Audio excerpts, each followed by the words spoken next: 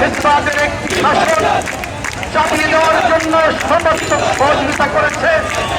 শুধু তাই নয়, ফেসিবাদের প্রধান শেখ হাসিনা বাংলাদেশ থেকে পালিয়ে ভারতে আশ্রয় নিয়েছে এবং তাকে আশ্রয় প্রশ্রয় দিচ্ছে। আর তাকে খুশি করার জন্য বাংলাদেশের সাথে অবন্ধুসুলভ সব রকম আচরণ করে যাচ্ছে ভারত। আমরা এই সকল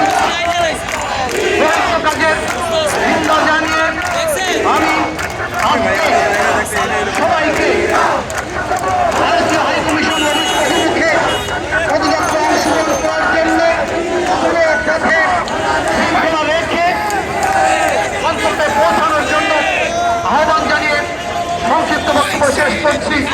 খোদা হাফেজ। বাংলাদেশ জিন্দাবাদ।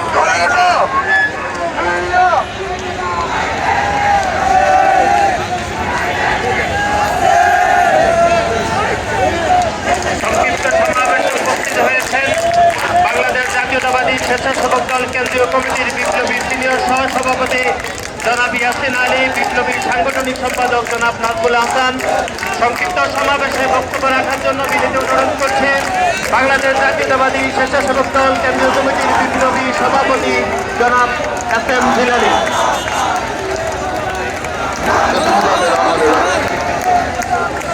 আগরতলায় বাংলাদেশি হাইকমিশনের সহকারী হাইকমিশনের অফিসে ভারতীয় উগ্রবাদীদের নগ্ন হামলা, ভারতীয় গণমাধ্যমে বাংলাদেশকে নিয়ে মিথ্যা অপপ্রচার চালানো এবং বাংলাদেশের পতাকাকে অবমাননার প্রতিবাদে জাতীয়তাবাদী যুবদল স্বেচ্ছাসেবক দল এবং ছাত্র দলের যৌথ উদ্যোগে আজকে ভারতীয় হাইকমিশন অভিমুখে প্রতিবাদী পদযাত্রা এবং স্মারক কর্মসূচির প্রাক্কালে আজকের এই সংক্ষিপ্ত সমাবেশে